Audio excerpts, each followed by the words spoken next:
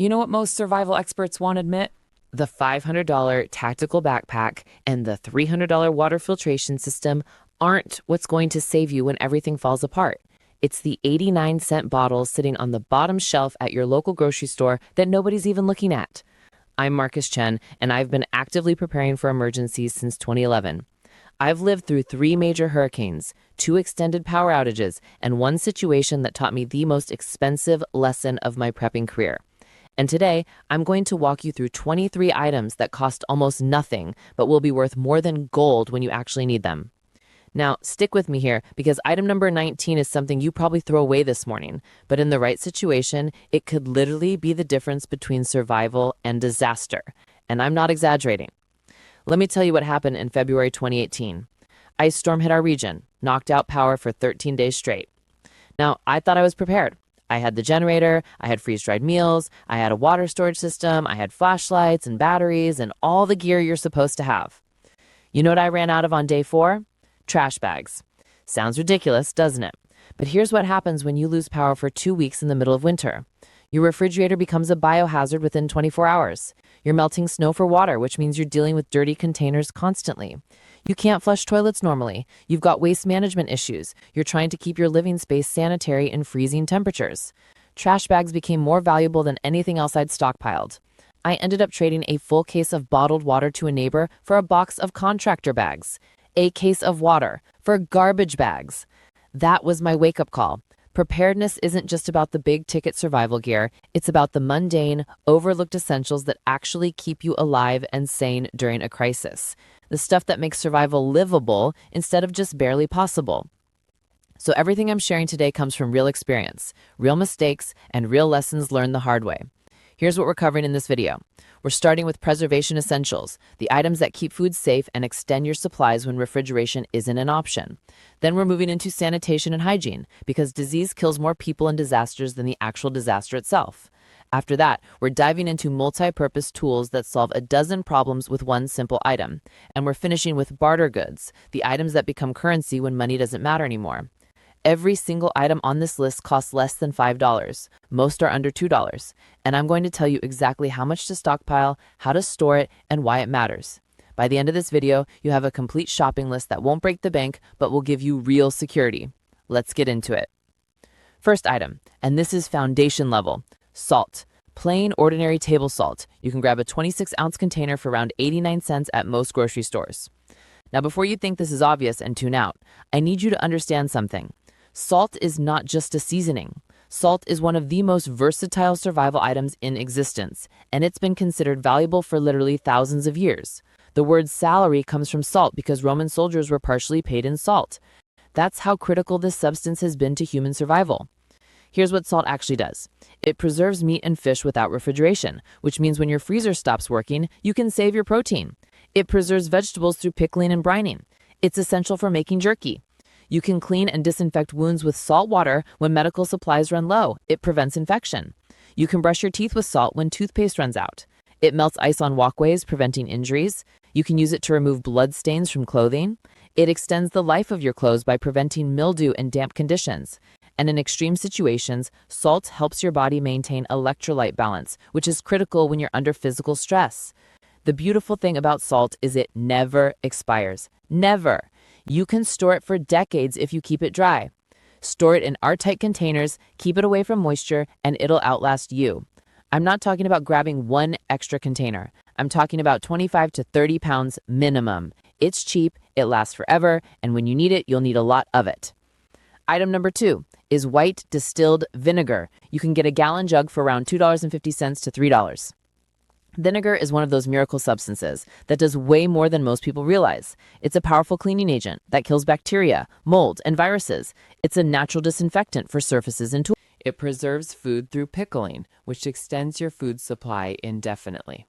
It's a natural weed killer for your garden. You can use it to treat minor burns and insect stings. Mix vinegar with water, and you've got a deodorizer that eliminates odors without chemicals. It removes rust from tools and metal objects. It's a fabric softener when added to laundry, and it's completely safe, non-toxic, and shelf-stable for years. I keep at least 10 gallons of vinegar stored at any given time. That might sound excessive until you're actually using it daily for cleaning, food preservation, and hygiene. In a situation where commercial cleaning products aren't available, vinegar becomes absolutely essential. Plus, vinegar is an excellent barter item because most people don't think to stockpile it.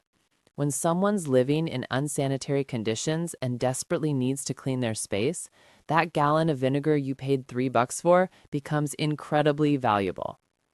Item 3 is baking soda, and this is genuinely one of the most versatile items you can stockpile. A 1-pound box costs around $1. Baking soda is the Swiss Army knife of household supplies. Obviously, you can cook with it, but that's just the beginning. You can brush your teeth with baking soda, and it actually works better than most toothpaste for removing plaque. It absorbs odors, which is crucial when you're dealing with waste management issues. You can clean dishes, pots, and pans without dish soap. It treats heartburn and acid reflux when medications aren't available. You can extinguish small grease fires with baking soda, making it a legitimate safety tool. It works as a natural pesticide in gardens, and here's something most people don't know. Baking soda is an effective dry shampoo when water is scarce. Let me explain that last one because it's important. If you're in a situation where you can't shower regularly, personal hygiene becomes a real problem. Rub baking soda into your scalp, let it sit for a minute, then brush it out thoroughly. It absorbs oil and eliminates odor without using any water. Not glamorous, but after a week without a shower, you'll be grateful for this trick. Baking soda lasts indefinitely if stored in airtight containers. I keep at least 20 to 25 boxes minimum. That's maybe $25 total for something that solves dozens of problems. Number 4 is plain white granulated sugar. Not honey, not maple syrup, just regular white sugar. 4-pound bag costs under $3. Sugar stores forever if you keep it dry and pest-free. Beyond the obvious use in food and drinks, sugar has some surprising applications. Medical studies have shown that packing wounds with granulated sugar prevents infection and promotes healing. The sugar draws moisture out of the wound, creating an environment where bacteria can't survive. In situations where you don't have access to antibiotics or proper wound care, this is potentially life-saving information. Sugar gives you quick energy when you need it during physically demanding situations. It preserves fruits through canning and jam making. And if you've got the knowledge and equipment, you can ferment sugar into alcohol for disinfection or other purposes. In a barter situation, sugar becomes a luxury item fast. Think about how valuable a cup of coffee with real sugar would be after 2 weeks of doing without. Small comforts become incredibly valuable when people are stressed and deprived. I'd recommend at least 20 to 30 pounds of sugar stored away. It's cheap, it lasts forever, and its value increases exponentially during shortages. Now, we've covered preservation essentials. These first 4 items keep food safe and extend your supplies when normal storage isn't an option. But preservation doesn't matter if you're getting sick from poor sanitation. So let's talk about the hygiene and sanitation items that most people completely overlook until it's too late. Item 5 is bar soap.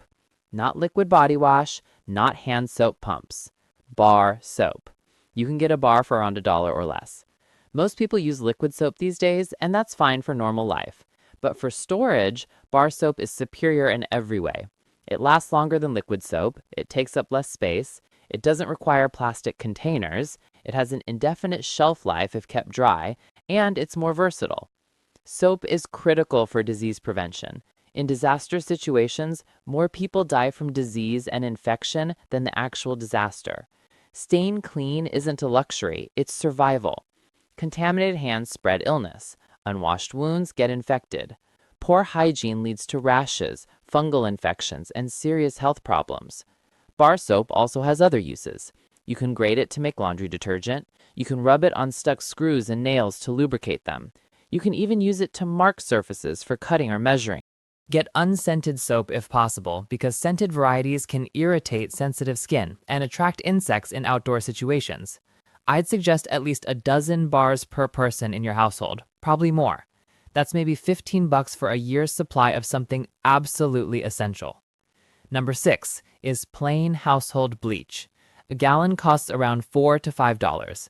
Bleach is one of the most powerful disinfectants and water purification tools available. 8 drops of regular unscented bleach per gallon of water will make it safe to drink after letting it sit for 30 minutes. That's potentially life-saving information if your water supply becomes contaminated. Bleach sanitizes surfaces, which is critical for preventing disease spread. It disinfects tools and equipment. It whitens clothes and removes stubborn stains. It kills mold and mildew, preventing respiratory problems. It eliminates harmful bacteria from food preparation areas. Now, here's the important thing about bleach. It degrades over time. After about 6 months to a year, it loses potency. The solution is rotation. Buy a new gallon every few months. Use the older one for regular cleaning. Always have fresh bleach available for emergencies. Store bleach in a cool, dark place to maximize shelf life, and this is critical.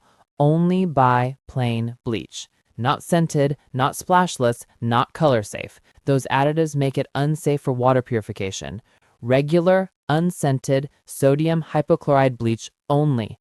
I keep at least 3 gallons on hand at any time, constantly rotating stock. That's less than $15 for something that could save your life. Item 7 brings us back to my ice storm story. Trash bags. And I'm not talking about just any trash bags. You need variety. Get cheap, thin bags for regular garbage. Get heavy-duty contractor bags for serious work. Get medium kitchen bags for everyday use. A box of contractor bags costs around $15 for 32 bags. That's less than 50 cents per bag for something that's incredibly versatile. Beyond their obvious purpose, trash bags are survival tools. They're waterproof shelters when you string them up or layer them. They're ground covers to keep you dry. They're emergency rain ponchos when you cut head and armholes. They're water collectors when positioned correctly. They're blackout curtains for windows. They're improvised gloves when you need to handle contaminated materials. They're emergency toilets when used with a bucket. In the ice storm I mentioned earlier, trash bags were the most valuable items I needed. We were using them for everything: waste management, water collection, temporary repairs, protecting supplies from moisture. We went through dozens of bags in less than 2 weeks. You'll burn through these faster than you think in an emergency because suddenly you're using them for 10 different purposes instead of just one. I keep at least 3 boxes of contractor bags stored, plus several boxes of regular kitchen bags. That's maybe $50 total for something that proved essential when I needed it most. Number 8, toilet paper. Yeah, everyone jokes about the toilet paper panic during 2020, but there was a real reason people panicked. You genuinely don't appreciate toilet paper until you don't have it. A 12-pack of decent toilet paper costs around $8 to $12 depending on brand. That's not a huge investment for something essential for sanitation and hygiene. How much should you stockpile? Minimum, you want enough for 3 to 6 months for everyone in your household. Do the math on how much you use in a week, multiply it out, that's your baseline. Store it in a dry location and it'll last for years. There's no expiration date on toilet paper. Some people will tell you about alternatives like bidets and cloth wipes, and those have their place. But toilet paper is easy, hygienic, and honestly worth the storage space. In a situation where supply chains are disrupted, toilet paper becomes a valuable barter item because it's a daily necessity that people take for granted until it's gone. If you've got extra stored, you're in a position to help others or trade for things you need. Calculate your household usage, multiply by 6 months minimum, and make sure you've got it stored away. Item 9 is aluminum foil. A standard roll costs around $4 to $5, and the heavy-duty version is worth the extra $1 or $2. Aluminum foil is waterproof, heat-resistant, and incredibly versatile. You can cook directly on coals with it, wrapping food for even heating. You can use it as an improvised bowl or plate. You can fashion it into a funnel for transferring liquids. You can create a signal mirror for emergency situations, potentially saving your life if you're lost. You can use it to preserve food by wrapping it airtight. You can protect plants from frost.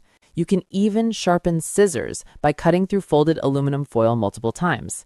The heavy-duty version is more durable and reusable, which makes it worth the slightly higher cost. You can wash it and use it again multiple times if you're careful. I keep at least 10 rolls stored away, mixing regular and heavy-duty. In a grid-down scenario, aluminum foil solves multiple problems with one simple, inexpensive item.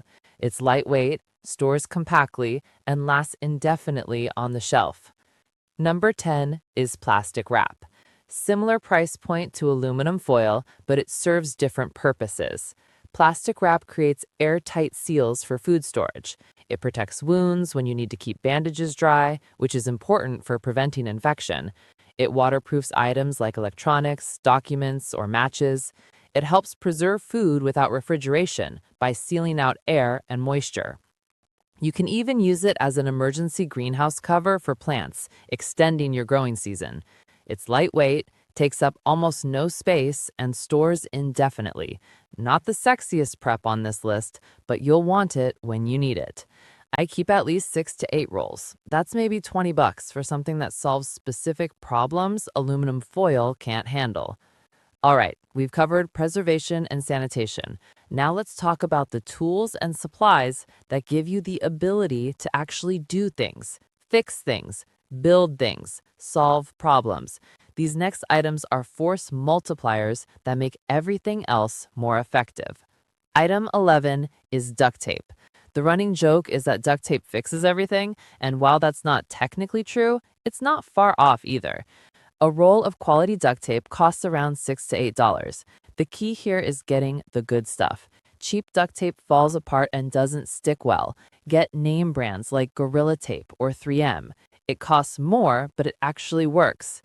Duct tape repairs gear and equipment. It patches holes in clothing, tents, and tarps. It secures loose items during transport. It creates splints for injuries when combined with rigid materials. It removes splinters by pressing the sticky side against your skin. It fixes shoes when they're falling apart. It seals containers. It marks trails or locations. It's even been used by NASA to fix critical equipment in space. That's how versatile this stuff is. I keep at least 10 rolls stored at any time. I actually use duct tape regularly, so I'm constantly rotating through my stock. If you're not sure what to prep, duct tape is a no-brainer that'll pay for itself over and over. In a barter situation, a roll of quality duct tape is worth significantly more than the $6 you paid for it. Number 12 is paracord, also called 550 cord. You can get 100 feet for around $10 to $15. Paracord has a breaking strength of 550 pounds, which is where the name comes from. It's incredibly strong for its size. But here's what makes it special. It contains multiple inner strands that you can pull out and use individually for lighter duty tasks, like fishing line or sewing thread. So you're not just getting rope, you're getting multiple types of cordage in one package. You can use paracord for building shelters, tying down equipment, creating clotheslines, making traps and snares, crafting repairs, fashioning tourniquets in emergencies, replacing broken shoelaces, and basically any situation where you need strong rope. Humans have needed cordage since the beginning of time. Before modern rope, people made cordage from plant fibers, animal sinew, whatever they could find. Having strong, reliable rope is fundamental to survival. I keep several hundred feet of paracord stored in various locations. I've also got cheaper utility cord for less critical tasks, where I don't need the strength of paracord. Different thicknesses and strengths for different jobs. Paracord is lightweight, compact, and lasts for decades if stored out of direct sunlight. $15 for 100 feet is an absolute bargain for something this useful. Item 13 is candles. Simple, old-school candles. Emergency candles cost around $5 for a pack. Dollar store taper candles and tea lights are even cheaper.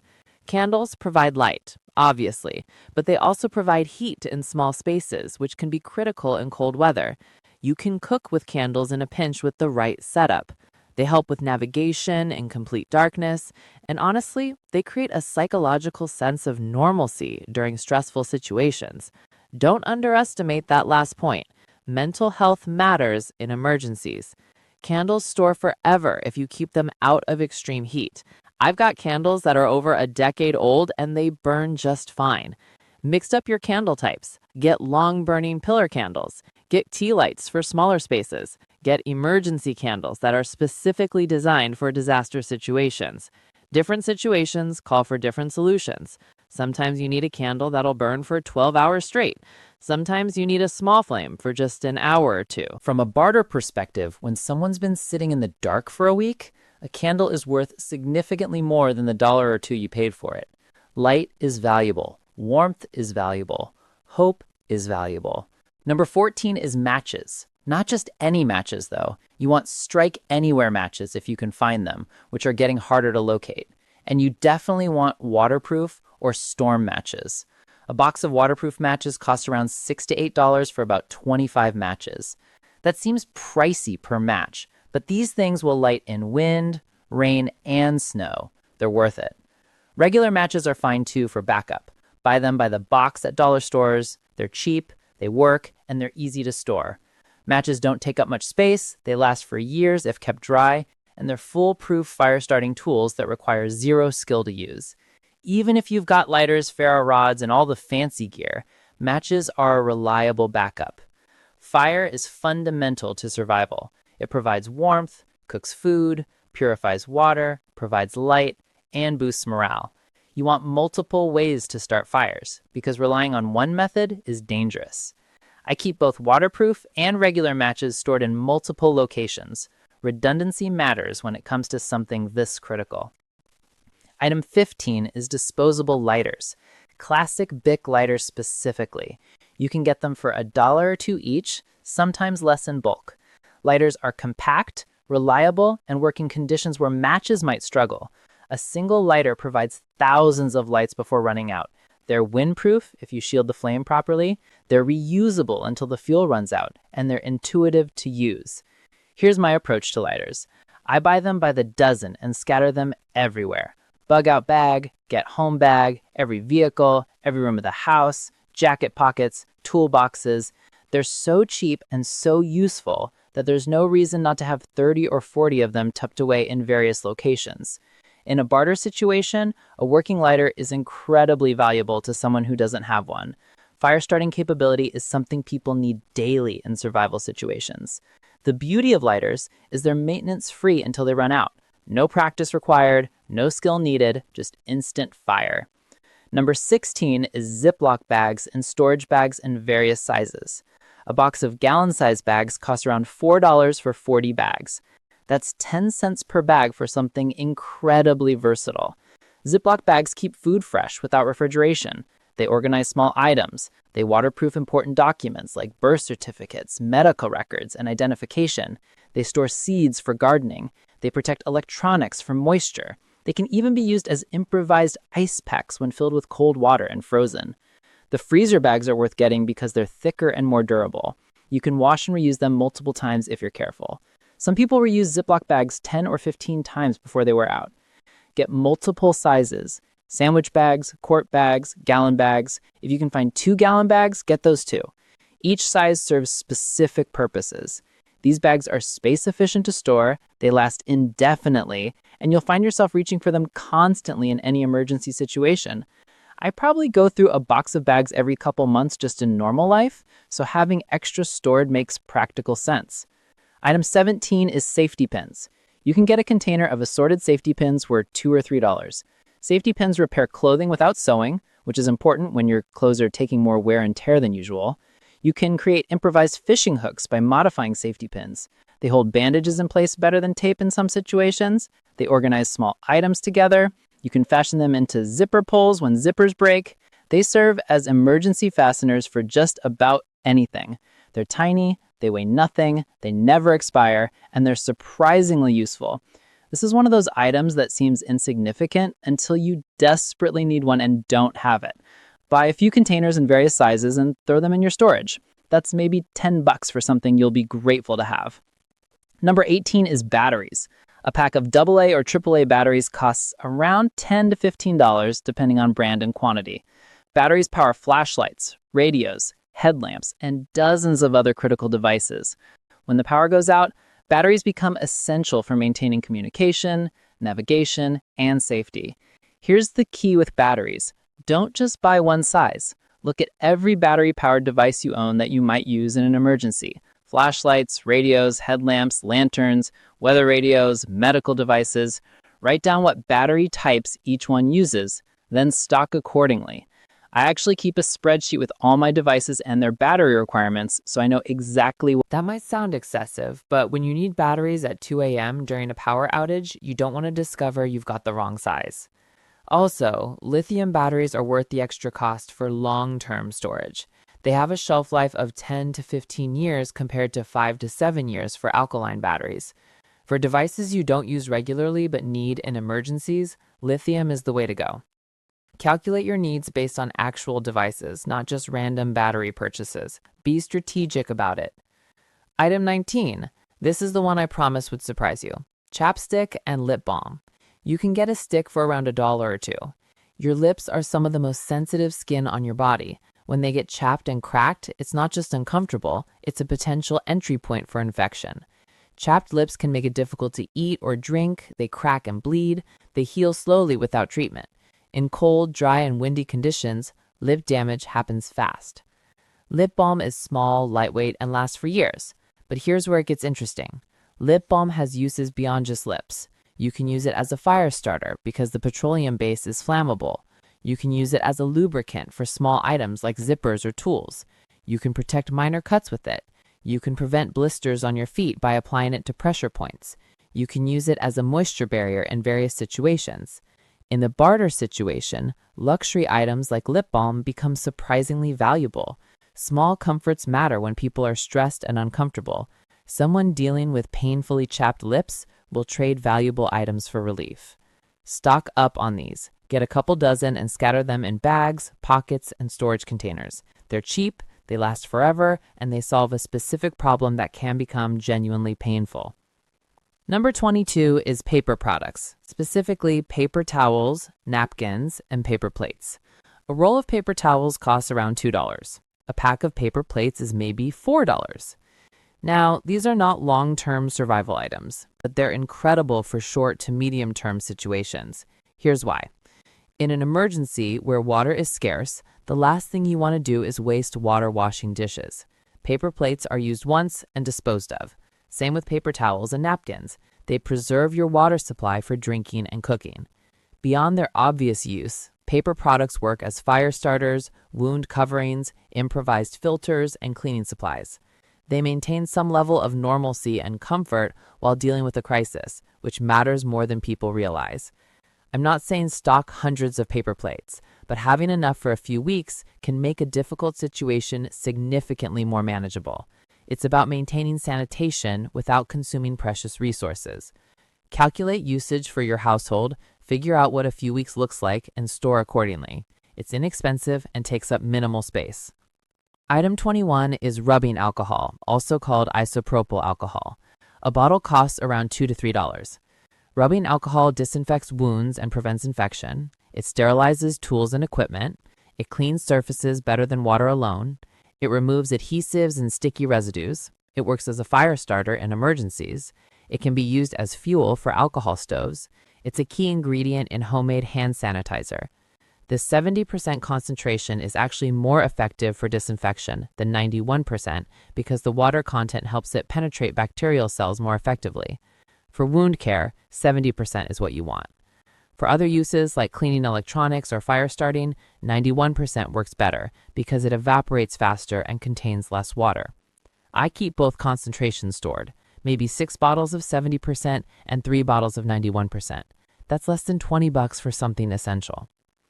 Now, if we're talking about drinking alcohol, that's a personal choice. But from a preparedness standpoint, cheap vodka or whiskey serves multiple purposes. It's a disinfectant in a pinch, it's a pain reliever when medical options are limited, and it's an excellent barter item.